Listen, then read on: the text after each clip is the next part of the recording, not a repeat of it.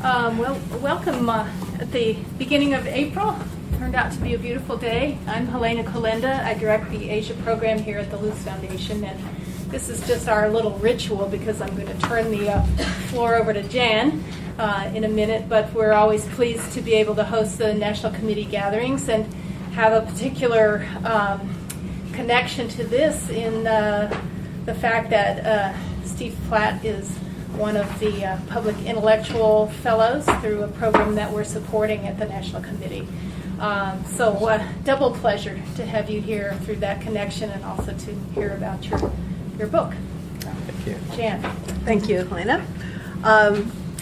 I'm Jan Berris, Vice President of the National Committee on U.S.-China Relations. I'm delighted to welcome all of you here today. Our President, Steve Orleans, is very sorry that he can't be with us. He's actually a continent away in Morocco on a lovely trip with his daughters, which is very nice for him, but he does send his best to Steve and to all of you. We are very pleased, as you've just heard. Steve has a connection to the National Committee through our Public Intellectuals program, of which he was part of the second tranche of that program, which is generously funded by the Luce Foundation and the Star Foundation. And the committee has other connections with Steve that go back that I won't bore you with, but he has been very generous in this book that he has written in thanking the committee and various members of both the Public Intellectuals program as well as the National Committee. We're very grateful for that. We're not so sure we deserve it, but we do appreciate it. We'd also appreciate it if you would introduce us to your publicist. I know your editor is here.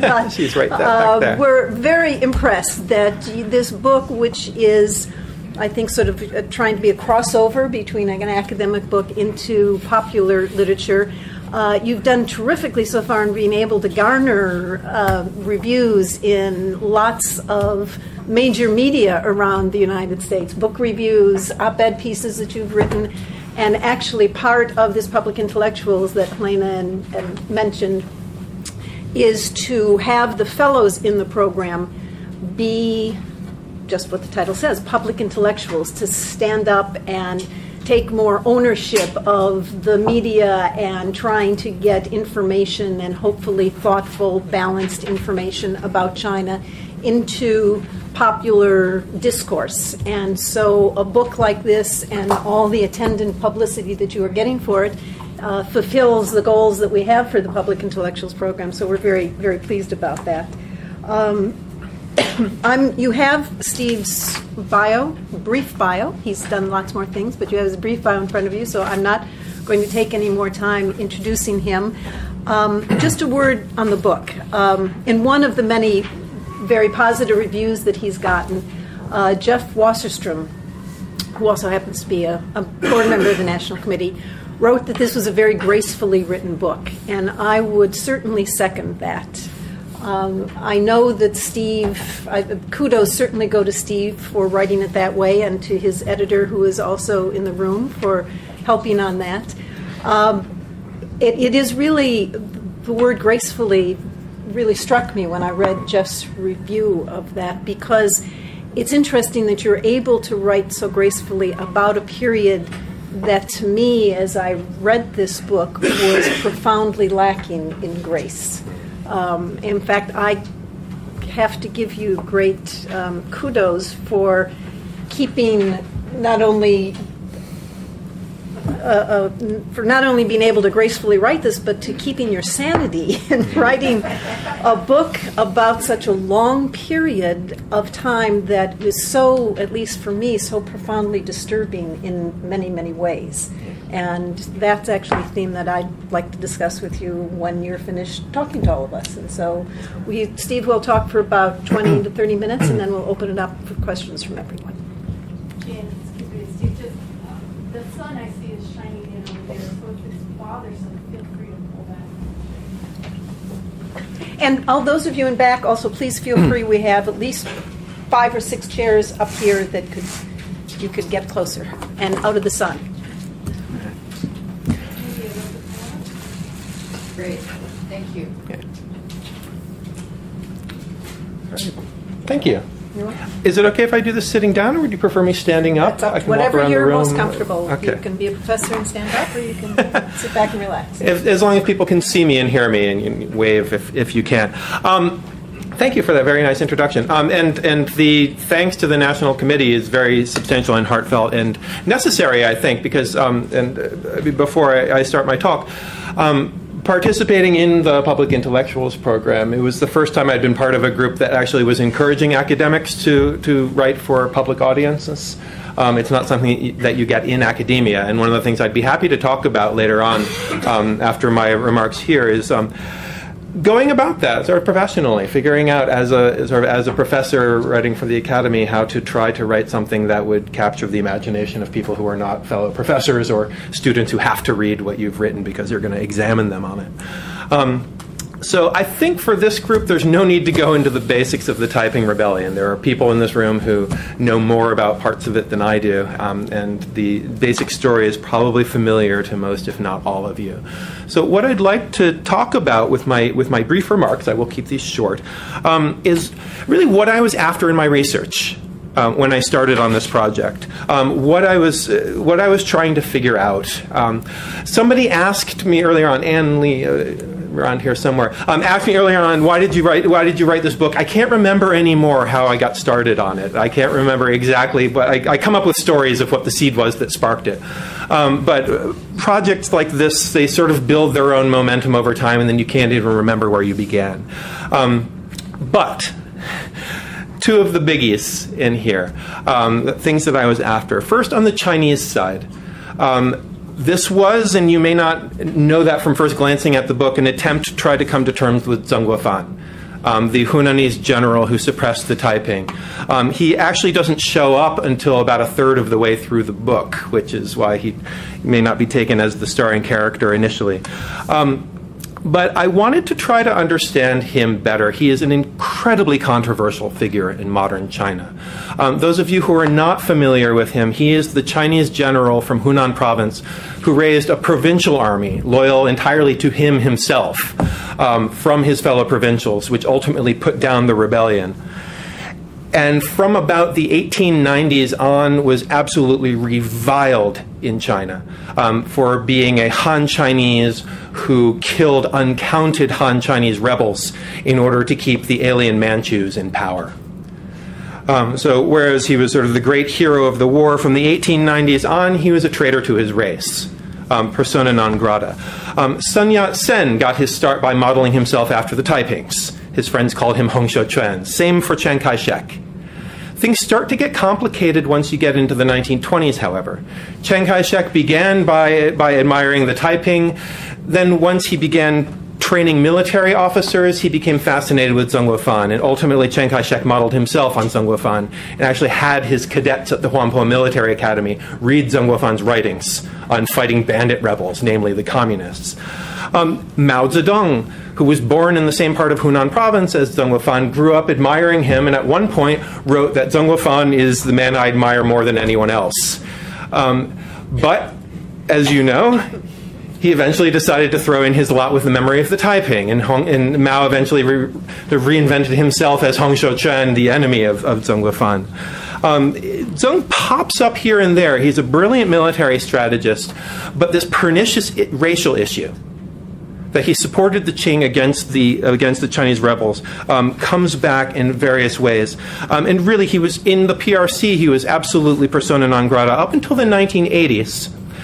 When a novel was published by Tang Haoming, a 3-volume historical novel based on Xenophon's life, which propelled him to fame. This is one of the most popular books in modern China.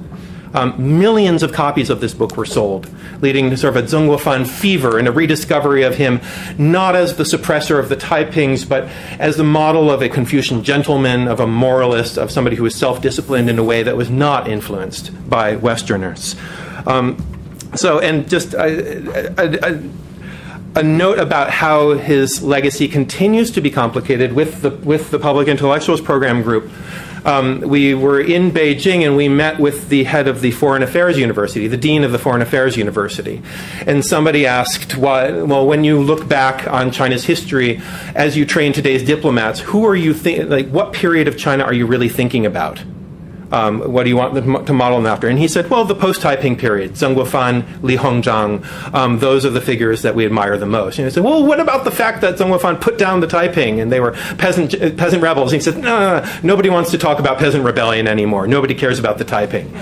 A few days later, we made our way down to Hunan province, where we were visiting at the Hunan Provincial Museum, where it turned out that they had a huge stash of Xenophon artifacts, which were not on display. And we asked them, why don't you mount an exhibit about Xenophon? He's so popular, everyone loves him. And the director, or the vice director, said, he's still a traitor to his race.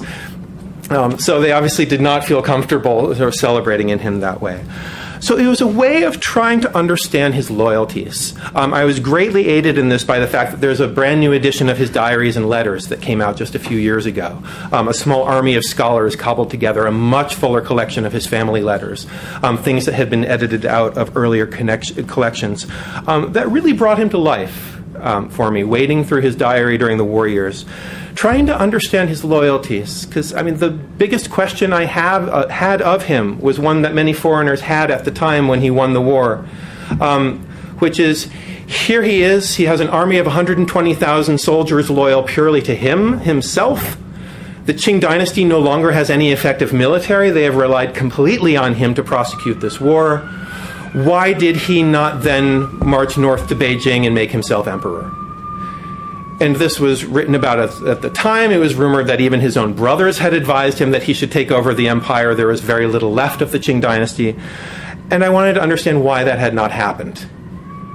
Why the great general who really led this on his own, why did he relinquish power at the end? And going through his diaries, it turned out he was a deeply, deeply conflicted individual, torn between loyalty to his family. His own brothers were generals in his army. His home province had provided the manpower for it. His loyalty to Hunan versus his loyalty to the emperor, which was unquestioned, but then to the bureaucrats in Beijing whom he disdained. As often as not, he ignored the orders that came to him from Beijing telling him where to take his troops. And he had very little respect for the people who were actually advising the emperor at the time. And also, I would say that, and this is something that took the book in a new direction as I was going through his diaries, that sometimes with Chinese diaries, there are incredible personal revelations that you would not expect somebody necessarily to be putting into print. And I would say as a side note here that Xenophon did not expect his diaries to be published. He said that in letters home. He did not want them to be shared. But points in the war where you can follow him through the campaigns, through his own anxieties, through his own fears, moments when he imagined his own death, moments when he suffered through the deaths of his own brothers or loved ones from back home. And above all, a pervasive sense that he never believed that he would win the war. The greatest military general in modern Chinese history considered him for the most part a failure. And there are several episodes in the course of the war where he believed that everything was over. More than one occasion where he composed a will to send home to his sons. The most poignant of which was when he wrote home to his sons and told them, do not become military men. And you don't need to become officials either. That all you should do is focus on your books. And back to what Jan said earlier in writing about this, it is hard, sort of morally, as a historian, to juggle a figure who is so inspiring in some ways and so deeply troubling in others. This is a man with an enormous amount of blood on his hands. And yet, there's still something deeply sympathetic about his loyalty to the emperor, and especially sort of his feelings after. And the thing that I left him on was after winning the war, after disbanding his army, after basically giving his entire life over to the empire. Following his diary in the post-war years, he didn't live much longer after, only until 1872. But there was one point when he wrote home about how much he was looking forward to death, and sort of the being enclosed in his coffin. And he wrote home saying, "I would be happier there than I am in this world." So on the one hand, this was a way of trying to come to terms with this deeply enigmatic, incredibly powerful figure in Chinese history. The other side was the foreign side. Foreign assistance to the Qing dynasty in this period is one of the great ironies of the war.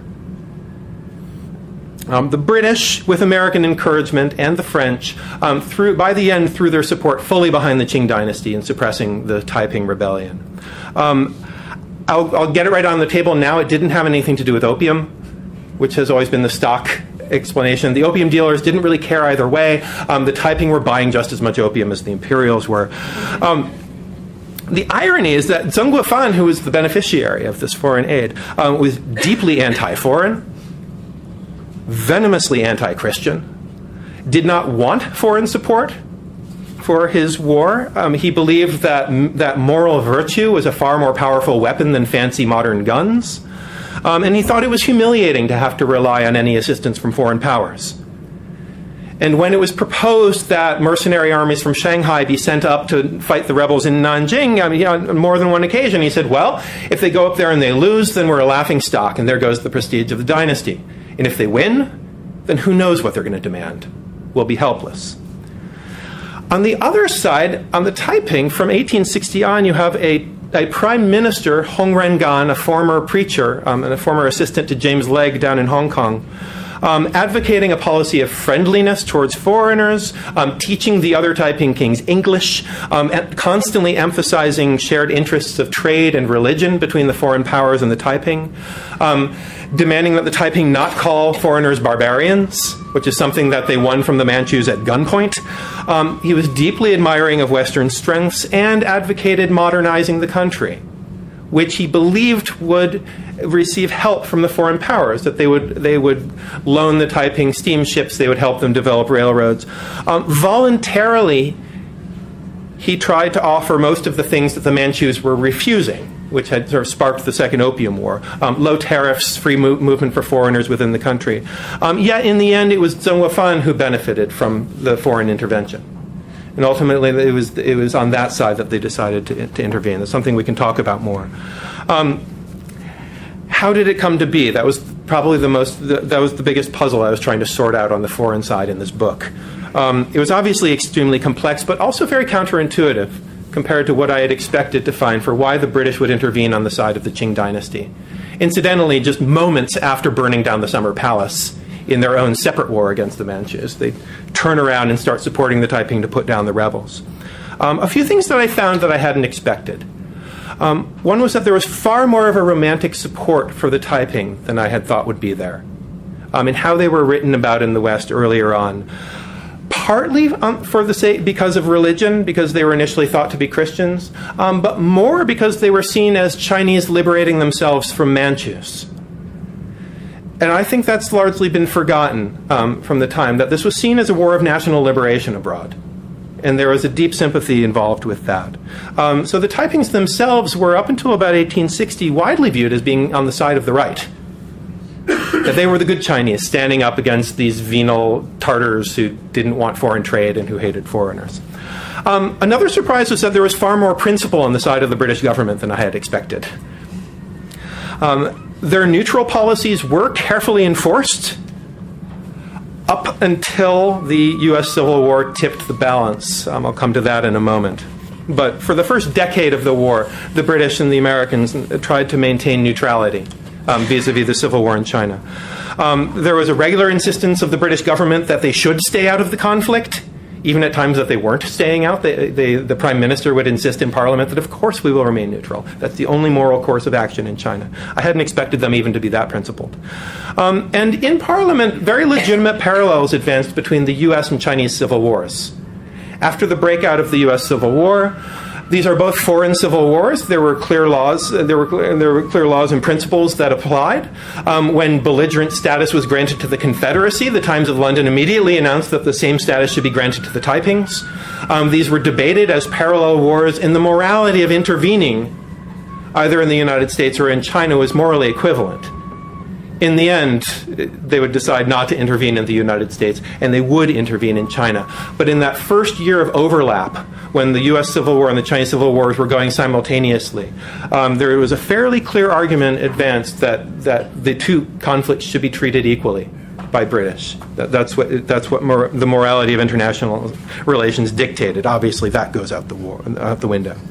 And then on that same note, that the mercenaries like Frederick Townsend Ward, who have been very much lionized by later biographers, were absolutely despised in Shanghai at the time.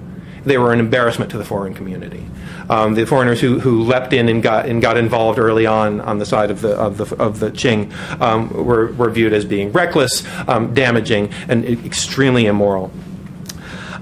So as far as the shift, going from sort of a romantic vision of the Taiping, a generalized agreement that the foreign powers should stay out of the conflict, I really find two main forces behind the shift from that to a direct intervention on the side of the Qing. One, and for the diplomats in the room, of which I know there are several, it was an absolute failure of communication.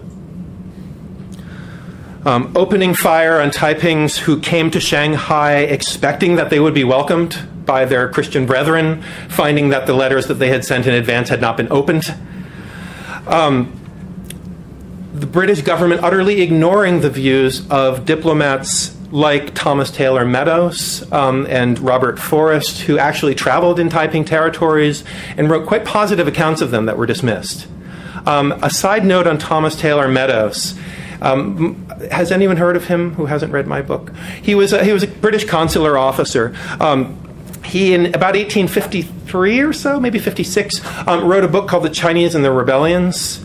And it was a theory of rebellion in China, of the sort of the natural cycle of rebellion, and that it was politically legitimated when a dynasty was poised to fall, that rebels should rise up, and that this was how political change happened in China. In 1955, John Fairbank, 100 years later, wrote a piece about Thomas Taylor Meadows in which he said, looking back, we can see that not only was he right then, he's right now for 1955. So you can think about that for a moment with the acceptance of the revolutionaries. Absolute bigotry on the part of Frederick Bruce, the sort of accidental British minister who was in charge first in Beijing and then in Shanghai, who pretty much hated all Chinese. But because the Qing dynasty had a king, after a fashion, they were the more civilized party, and therefore he viewed them as being the only ones who could possibly rule. And ultimately, I would say there's been a lot of talk about the Taiping religion and its resonances with Christianity. The religion did a lot more harm than good in the relations with the foreign powers. The Taiping actually probably would have been much better off if they had not pretended to be Christians, because most of the antagonism towards them on the part of British diplomats was because they had perverted Christianity and they were blasphemers. And those among the consular officers who sent the most vicious reports back about the Taiping as a plague of locusts destroying everything in their wake, generally it was on religious grounds that they opposed them, not on anything else. The other force was a loss of patience. The British managed to stay neutral for a full decade, from the outbreak of the Civil War in the early 1850s all the way up till 1861. They were fully neutral in the Civil War. But then the United States Civil War broke out. Why did this matter? The two markets were deeply connected for them. They bought cotton from the U.S. South, which was processed in Lancashire and then sold in the Far East. It was sold in India and in China. India was already part of the empire. China was their primary Far Eastern market. And when they lost the cotton from the South due to Lincoln's blockade, the price of cotton products went up to the point that the Chinese stopped buying cotton textiles from them. The trade in Shanghai crashed. Similarly, a large amount of the green tea that was being purchased in Shanghai by British traders was being brought to the United States for sale. They lost that market as well. They had to dump their tea stocks on the domestic market in England. The prices of that crashed. And there was a real crisis moment there. This is the midst of the cotton famine. Or the Lancashire cotton famine. Unemployment goes through the roof in Lancashire. Politicians become desperate in England to find some way of opening new markets, some way of salvaging their overseas trade, largely due to the destabilization that's been caused by the U.S. Civil War. And ultimately, it's China they lock onto. China, which, as in so many times in its history, has been seen as having almost unlimited capacity for opening new trade. And if they could simply open more treaty ports, if they could simply end this war, then Britain could make its fortunes in China. It wouldn't matter what happened in the United States anymore. To their credit, for that first year of the overlap between the wars, they tried to open relations with the rebels. That was the first stage. It didn't work. Due to diplomatic miscommunications, due to generalized impatience, they abandoned it very quickly, called it a failure, and the drumbeat began sounding for war in China for the sake of British trade there. And just a remarkable turnaround. To just read a couple of things from the Times of London. So this is the Times in May of 1861, the summer of the U.S. Civil War has just broken out. The Times, writing about China, strongly advocates recognizing the belligerent status of the Taiping as contestors in a civil war rather than as being merely rebels, giving them equivalent status to the Confederates in the South. And they write, "We hope that this de facto sovereign," that's Hong Xiuquan, "who has now been for 10 years enthroned in the southern capital, may at least be acknowledged in his belligerent rights. He holds the great waterway of China in his power, and we must either treat with him or fight him. The first seems easy, the alternative would be madness." So initially, a hope that they could open relations with both sides in the Chinese Civil War, trade with both.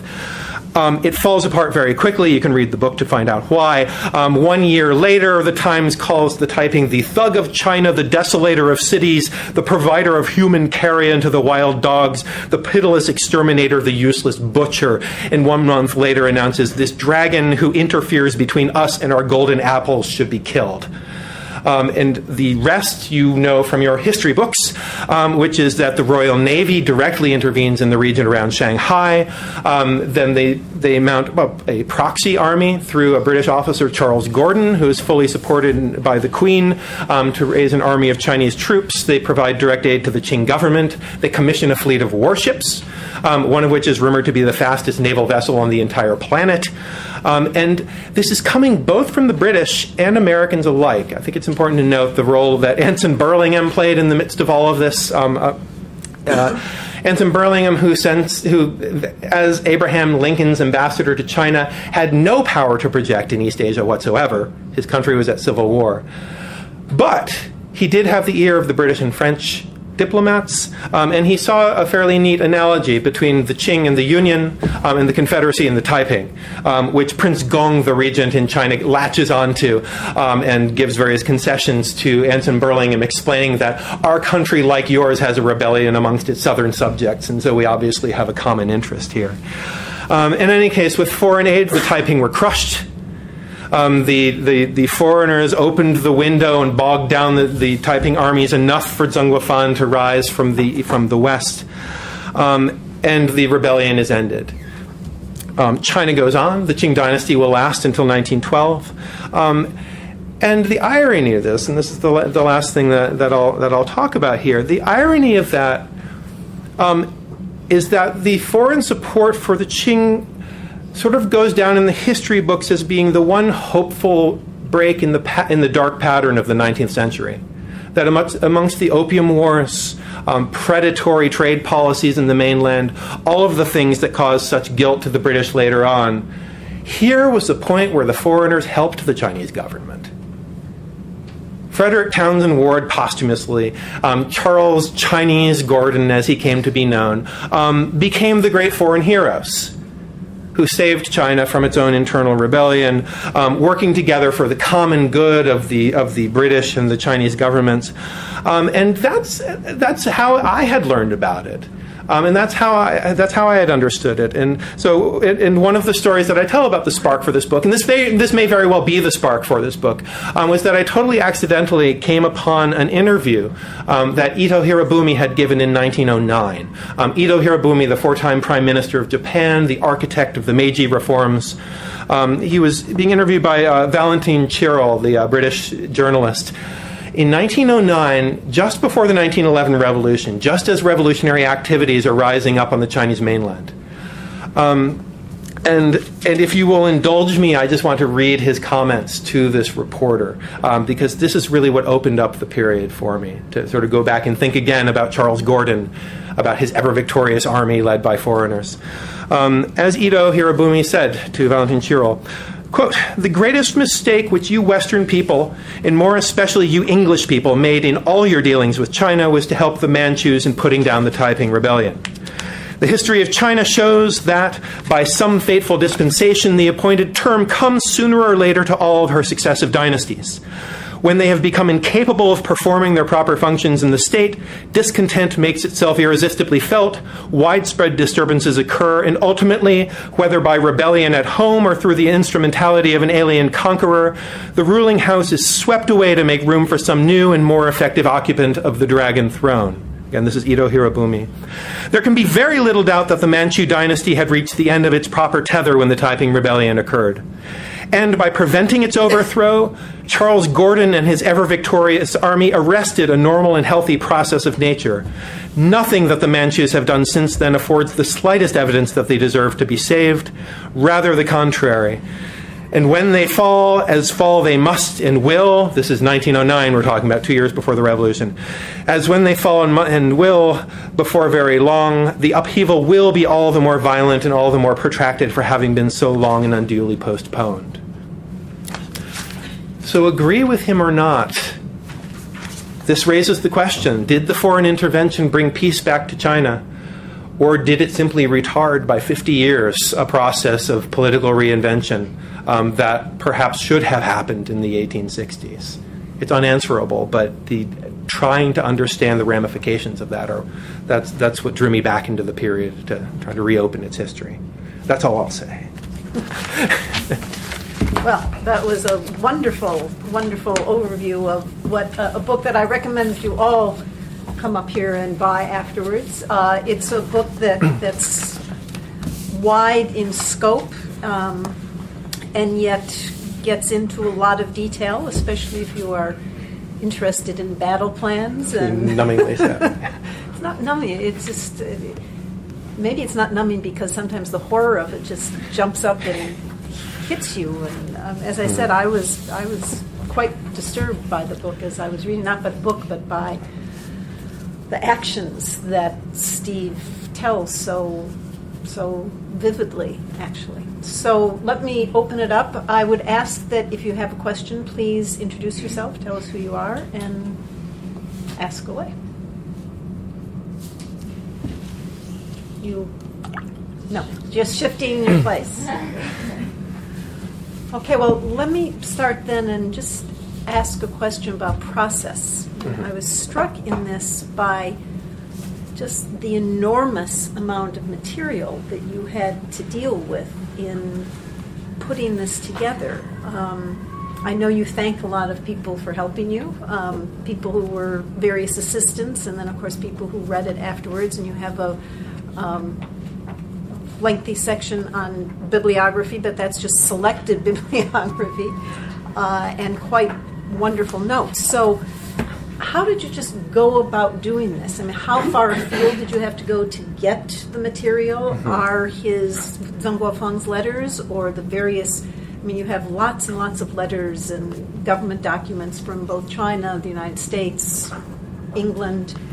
Did you go off to the Victoria and Albert Museum to get all of these? Did you do most of the Chinese research in Chinese, and just how was that all done? That's a great question, and the wondrous thing about this is the sheer amount of work that has been done on the Taiping in China. And as I was talking to Frank Kill ahead of time, that research-wise, I was standing on the shoulders of giants in writing this book.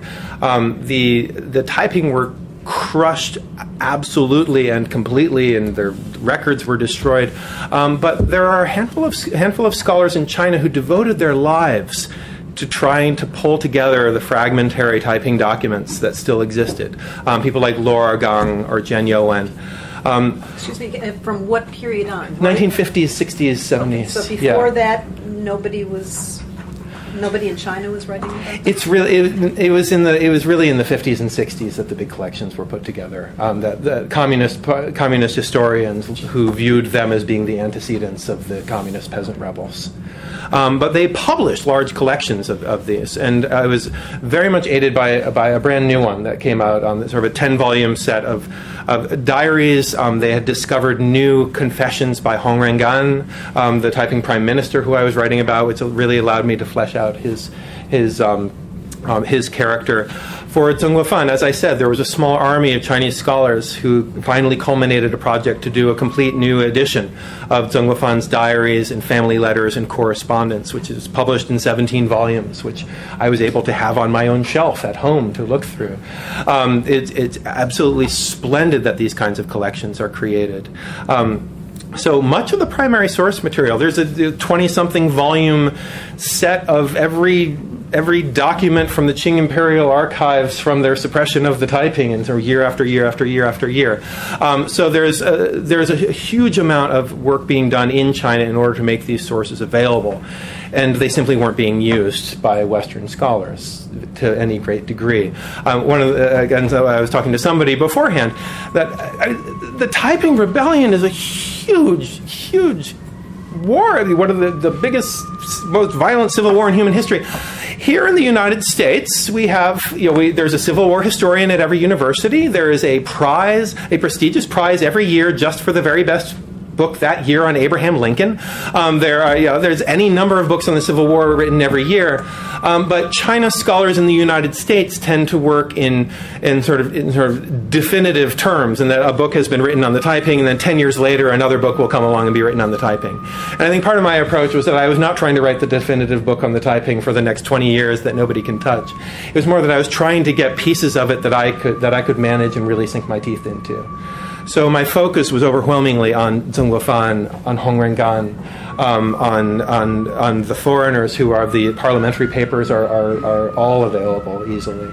And the travel that I did for it largely had to do with visiting battle sites and visiting sort of to get a sense of the lay of the land, the places where things were happening, where things were written, and that, seeing if there were any remnants left over. That, which is a separate topic entirely, was quite fascinating. And what did you find? I know you went to one place where you found the place where Xenophon had been in Chiman, but are other places still around? They are around, they just haven't been preserved. Some of them have plaques on them identifying them. In Anqing, the capital of Anhui province, the headquarters of the brave king, Chen Yucheng, is there, technically. The whole courtyard complex building that had been his palace, and there is a plaque on side to notify you of that. But you go inside, and the ceilings are crumbling, and it's never been. It was in the 1960s. It was carved up into a little courtyard, into little apartments, and there are people sitting around, and there's moss growing on the walls, and there's just simply never been any effort made to rebuild these places. But it's almost better that way. It is, and at least no real estate developers come and throwing it down. Real estate, but these are the same beams that were hanging there, and are they officially protected? They are officially protected, but the people who are living there can continue to live there. Right. And they generally aren't very happy that you've come into their house and are poking around looking for Taiping coins that might be lying on the ground or something like that. But I mean, for a war of this magnitude, there is just the one Nanjing Taiping Museum. Hong Xiuquan's birthplace has been rebuilt back in, but that was earlier on. You can visit Zheng Guofan's family compound. But compared to here, we have our own Civil War 150 years ago, and we can't stop talking about it. And there's memorials absolutely everywhere you look. In China, it's been so politically contentious. What the Taiping represented, how they should be understood, how to commemorate a civil war at all, because one side has to be right and one side has to be wrong. My colleague from the PIP program, Toby Meyerfong, who has also been working on the Taiping era, one of the most fascinating questions she got was from a scholar in China saying, from a Taiping scholar in China saying, how is it that in America they can allow monuments to the Confederacy? Why is this allowed? They rebelled against the state and they were crushed. And the question is, in China, how do you commemorate a war when in the current form of Chinese historiography, one side has to be absolutely right and the other side has to be absolutely wrong? On this question of Frank, historiography, Frank, introduce Frank yourself. Kale, USCX. You mentioned that in the 50s and 60s there was a great deal of scholarship. I was there in 1976 and there was a museum for the Taiping in Nanjing. Since 78, what is the view of either the official historians about the Taiping or popular views? I don't know if there has been a popular press about them the way there are about romantic figures from water margin or something like that. So this, and the university folks who study or who would study but are not studying.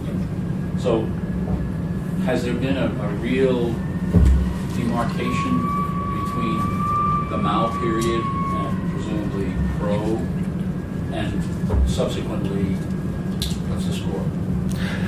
There's a small and very vibrant community of Taiping scholars in China that are still very active. What they don't have is the same popular reach that they had in the 1950s and 60s. They're not writing the textbooks. Popular reviews are hard to get a gauge on because there's much more of a diversity now. But the movie, it gets translated in English as The Warlords. They're the recent huge blockbuster. It won all of the Hong Kong Film Awards. That one is about three men fighting the Taiping. The Taiping are the enemies in that movie, and the ones and it's sort of these sort of Xenophonish characters who are the ones who are being celebrated. Since 2001, which was really the 150th anniversary of the Jintian uprising in the beginning, there was a CCTV series about the Taiping, which was somewhat ambivalent. That on the one hand, they were sort of great strivers for freedom. On the other hand, they caused a lot of disorder, and the kings were kind of crazy. They're not really politically useful now. Because rebellion is not politically useful anymore. And the new line, and I was actually very gratified to sort of see this after finding that I've been going that direction with my own study of Hong Rengan and sort of the ways in, sort of fascinating. Hong Rengan, the prime minister of the Taipings from 1860 on, the one who sort of had this vision of China with railroads and banks and insurance companies, all this stuff that he had learned about that he wanted to implement. The Taiping Museum in Nanjing, which has always been the central node for Taiping studies, now culminates at the end with an exhibit about Hong Rengan and how he anticipated the reforms that would come later. So in a certain sense, what they seem to be hoping will become a politically correct interpretation of the Taiping is that Hong Rengan actually was sort of a forebear of Deng Xiaoping. And so the same movement that, and I'm going to say they weren't saying this, but if you think about it, the same communist movement that gave us Mao also gave us Deng. And the Taiping gave us Hong Xiuquan, who was unquestionably a madman, but also somebody who it also gave us Hong Rengan, who appeared to have been much more pragmatic about things. Yeah.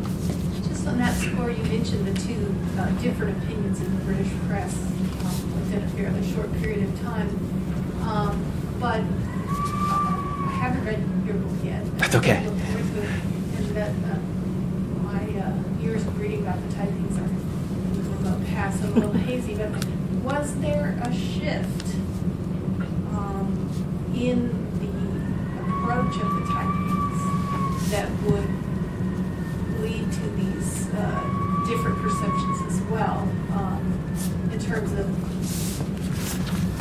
did they become bloodier as they went along? When they were projected by the West, or did they lose their vision of reform, or was it within? You just mentioned the madman and the reformer.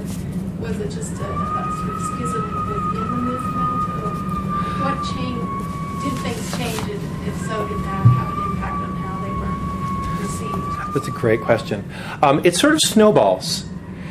Initially, the primary issue is that the Taiping are in Nanjing and the foreigners are in Shanghai, and so the Taiping initially held off on attacking Shanghai, which meant that sort of de facto the foreigners were living amongst Qing loyalists. So the news that they were getting about the interior was all Qing loyalist accounts. The officials in Shanghai were telling the foreigners, if the Taiping come, they're going to destroy absolutely everything. So there's that initially, and there is quite a bit of criticism at the time from some of the more conscientious individuals that the foreign press are simply listening to the Qing loyalist Chinese in Shanghai, and they're reporting the sort of the imperial line on the Taiping. However, the snowballing happens because of the failure of communication. Again, the first time the Taiping come to Shanghai, they get shot at, and then they go scurrying back to Nanjing. the second time they come to Shanghai, they're prepared for war, and it sort of things break down within the Taiping government that Hong Rengan very much is trying to push for a policy of appeasement towards foreigners, giving them whatever it is they want. However, it's not possible to send a Taiping diplomat to Shanghai. They would be rounded up and executed. So instead, they call for foreigners to come to them. The only ones that really make the trip are missionaries who turn out to be terrible at relaying messages back to their governments. They don't have any kind of real influence.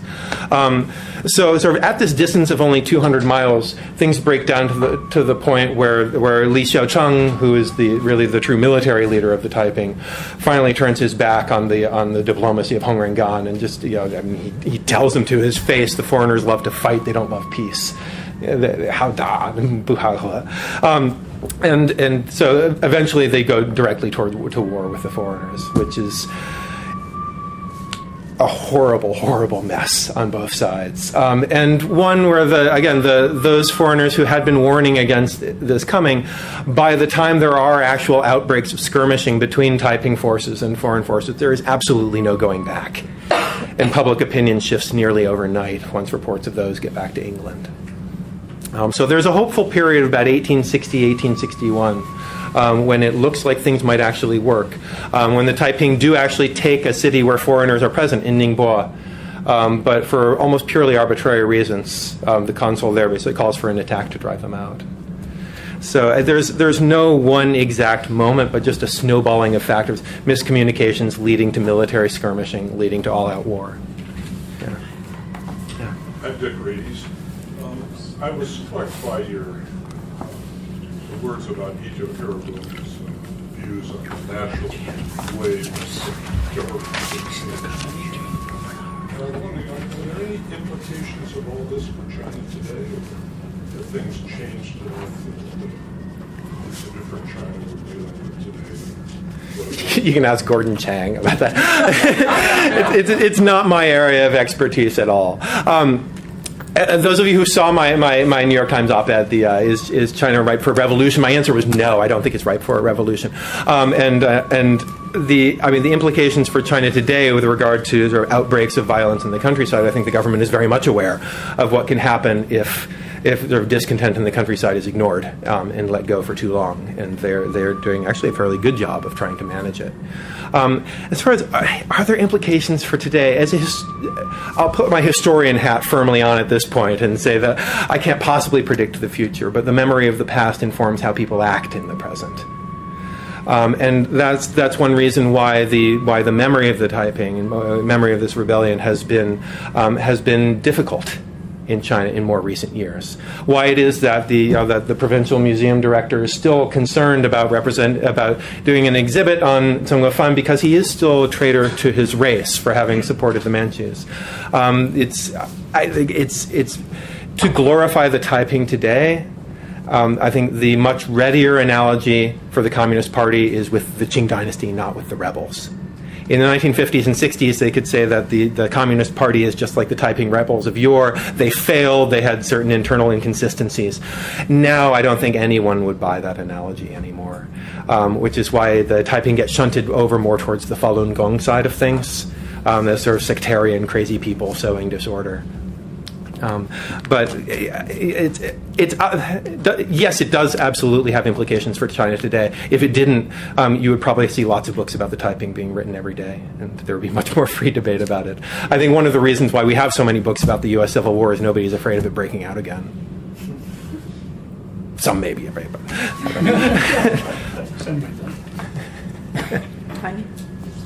Hi. Congratulations. Thank you. It's been many years since we saw each other. We actually went to school together. Yeah. Well, I have... Heini, introduce yourself. Oh, I'm Heini Guo. I work at the National Committee of China Relations. Yeah. But I did go to school with Steve. Yeah. But I never finished my PhD. Hated. Yeah, you only went to Yale Law School. I was the traitor. I was always considered the traitor. Actually, I was very interested in the question you asked towards the very end. And my question might have three prongs. I think you have asked one of them, what's the implication of that question? Or observation of the rebellion on China today. But my first question is, like, I haven't read your book, I'm very sorry. But what would be your answer to your own question? What would be your own answer to your question? Which question? So the question is, like, you started thinking about what if there were no foreign intervention, what if, like, you just let things happen naturally, what if, like, the Manchus were brought down? Yeah. Okay, and then the question is, what would be the point of thinking of that question? When I was studying history, this actually bothered me a lot. Like, what are we doing? Can we just imagine what if this had happened? And the third part would be, have you drawn any comparison between the Taiping Rebellion? If you want to think what would have happened if Taiping had not been crushed, have you drawn a comparison between the Taiping Rebellion and actually the 19th-century rebellion, which actually brought down the dynasty before the Qing dynasty, which actually had put Manchu into power? Great questions. Let me work through. So, what if there had been no foreign intervention? One thing that I felt one thing that I felt very strongly from this is that without foreign intervention, the Taiping would have won, or at least the Qing dynasty would have collapsed. From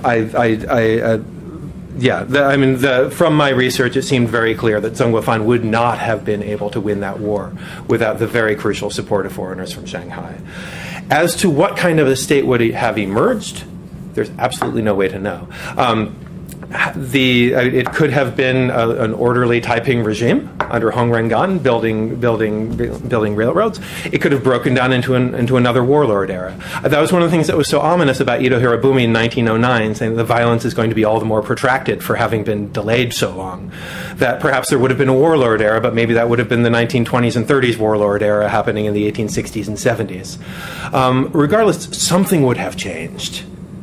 And while there were enormous strengths to the Qing in its waning years, and there were great efforts at reform, still there were such limitations up until the 1911 revolution. So I'm no good at counter histories, but I do certainly believe that the foreign powers are to a significant degree responsible for the fact that the Qing dynasty did endure until the 1911 revolution. As far as what's the point of even asking, it's more of a moral question than anything. To learn the lessons of the past. Because regardless of what would have come from the Taiping regime, the British government made its decision to intervene on completely flawed information.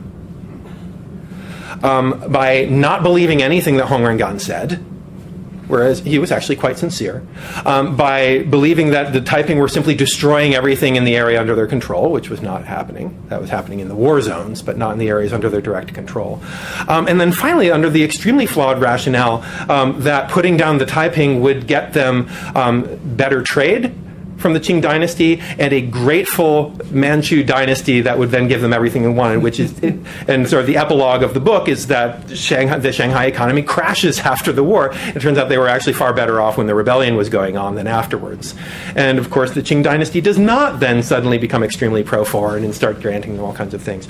So it's more a lesson on foreign intervention. I mean, in retrospect, they should have remained neutral. I don't think there's ever any question of them intervening on the side of the Taiping. There were a few people who called for that.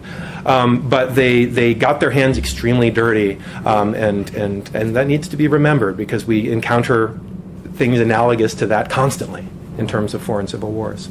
And in terms of the comparison, I hadn't thought of parallels with Li Zicheng, but along the way, occasionally parallels would crop up with the Communist Revolution, where the U.S. did the same thing by siding with the status quo power, just picked the wrong side at that point. And if the United States had remained neutral in the Civil War in the 1945 to 49, how much of the 50s and 60s Cold War poor relations between the U.S. and China could have been avoided? Would we have needed Nixon to go? Would the Korean War have happened? Maybe it would have. Obviously, there are people in this room who can answer that question much better than I can.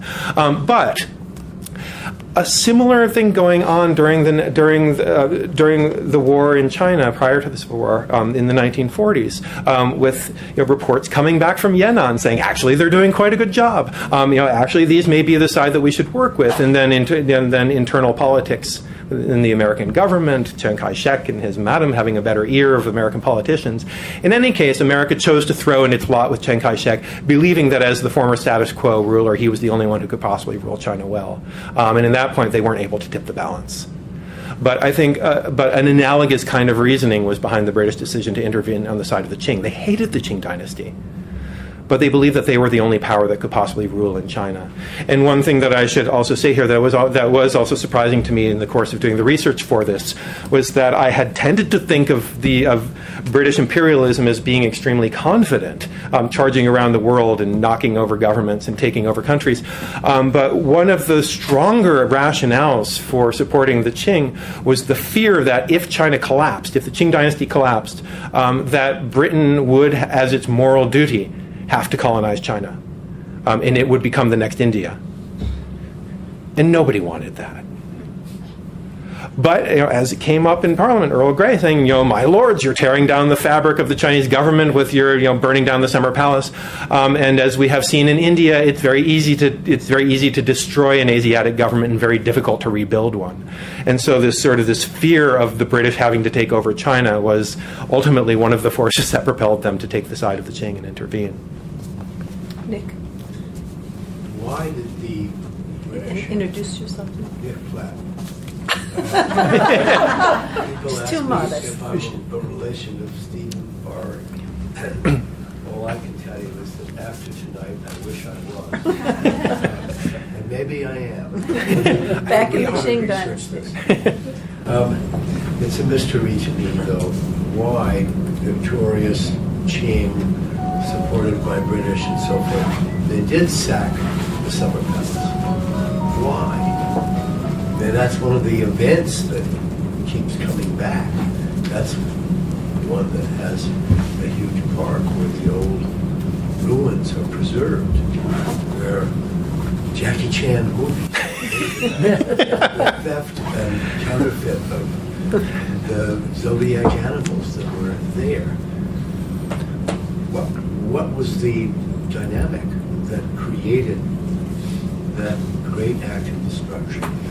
Why did the British sack the Summer Palace? Yes. Excellent question. I would preface it by saying this is the very first time I've been able to meet Nicholas Platt, who for years people have asked me if I'm related to him, and I've had actual material benefit from that. I think back after I'd come back from teaching in China when I was working at the America-China Society in New York, I went with some friends to a film festival at the Asia Society.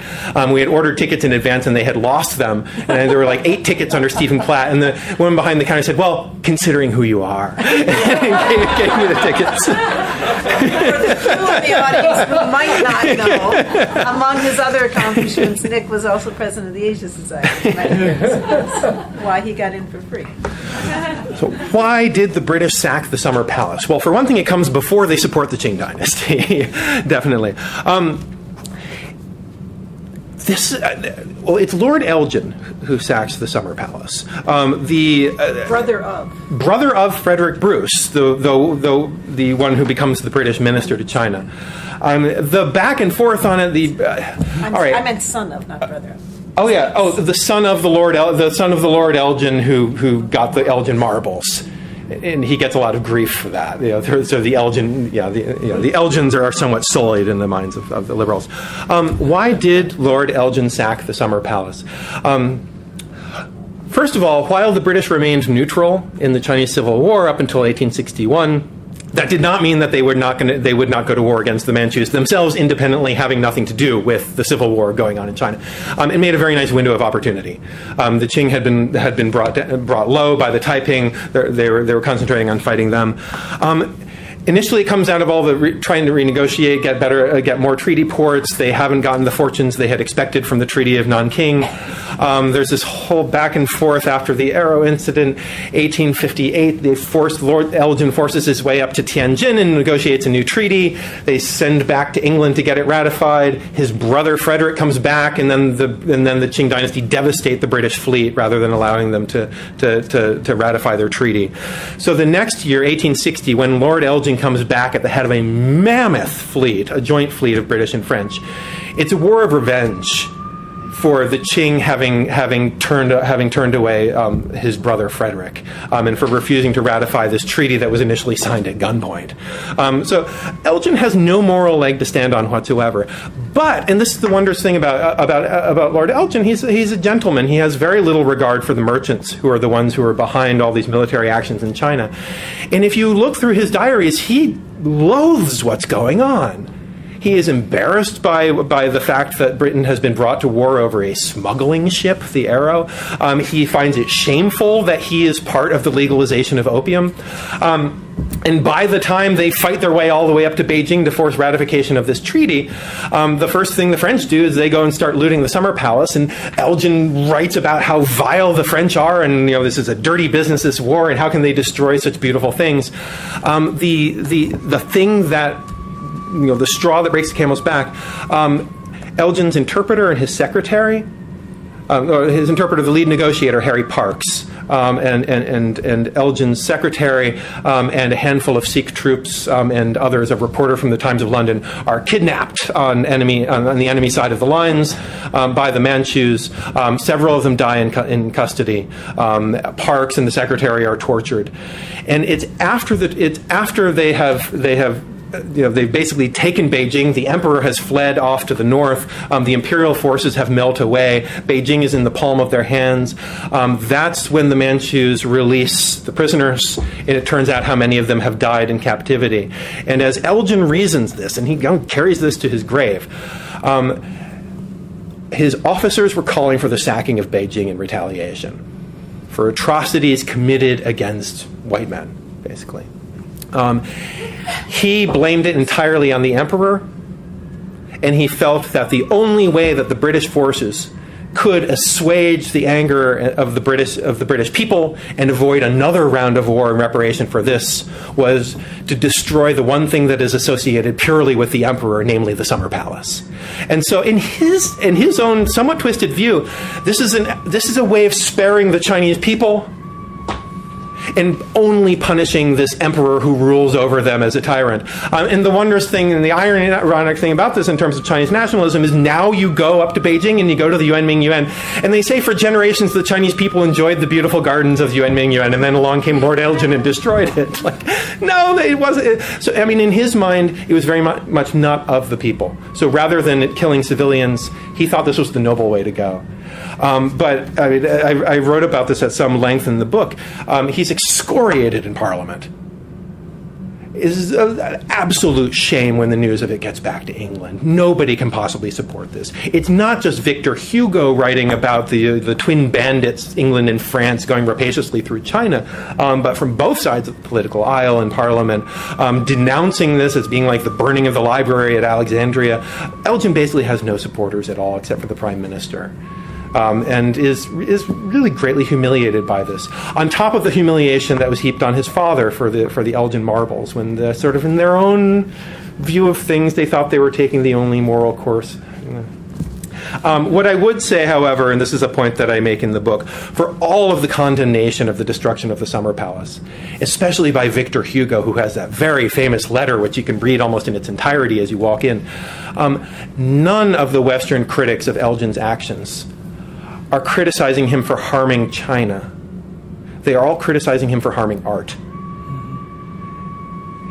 And all of the analogies that they make, that this is like destroying a library or an art museum, this is a treasure that he has ruined.